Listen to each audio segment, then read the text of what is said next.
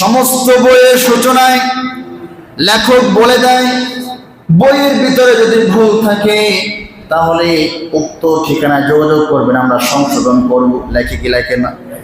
কিন্তু আল্লাহ পাক প্রথমেই বলেন, চ্যালেঞ্জ করে বললেন, যালিকাল কিতাবু লা রাইবা ফীহি, যালিকাল কিতাব, এটা এমন কিতাব, লা শাক্কা ওয়ালা রাইবা, এর মধ্যে বিন্দু মাত্র কোনো সন্দেহ নাই। যদি বলি সুবহানাল্লাহ। কে বলছে? আল্লাহ বলছেন। প্রথমেই আল্লাহ বললেন যালিকাল কিতাব, এটা এমন কিতাব, লা শাক্কা ওয়ালা রাইবা, এর মধ্যে বিন্দু মাত্র কোনো সন্দেহ নাই। সুবহানাল্লাহ। ফ্রান্সের বিজ্ঞানী ডক্টর মরিস বুকাইলি শুনলেন যে কোরআনের সাথে চ্যালেঞ্জ করা যায় না, তখন আশ্চর্য হয়ে গেল, এটা কেমন কথা, সব বইতেই তো ভুল আছে, কেন কোরআনে ভুল থাকবে না? তিনি তো খ্রিস্টান। কারণ আল্লাহ পাক বলেছেন, ওয়া ইন কুনতুম ফি রাইবিম মিম্মা নাযালনা আলা আবদিনা ফাতু বিসূরাতিন মিন মিসলি।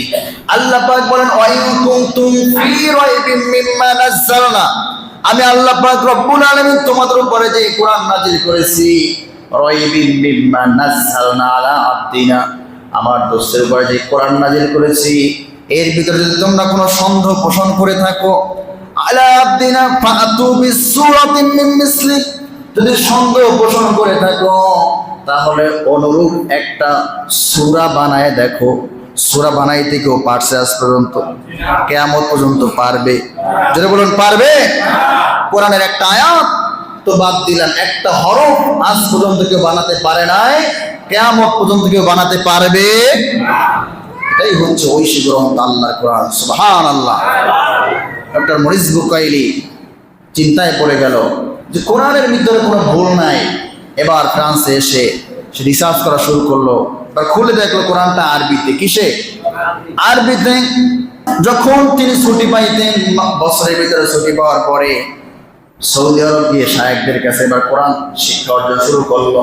শায়েখ তো মনে করছে যে হয়তো বা তিনি মুসলমান বা ভালোর দিকে ব্যবহার করবে, কিন্তু ডক্টর মরিস বুকাইলি তার উদ্দেশ্য তো খারাপ, ভুল ধরার জন্য কোরআন শিখতেছে। ঠিক কিনা বলেন?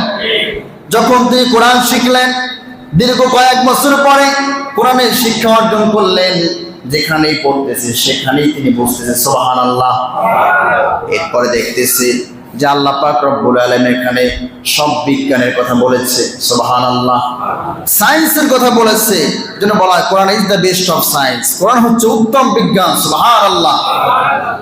মরিস বুকাইলি এবার কোরআন রিসার্চ করতে করতে এমন অবস্থা হয়ে গেছে, গিয়েছিল কোরআনের ভুল ধরার জন্য, আল্লাহ পাক তার জীবনের ভুলগুলো ধরায় দিয়েছে। সুবহানাল্লাহ।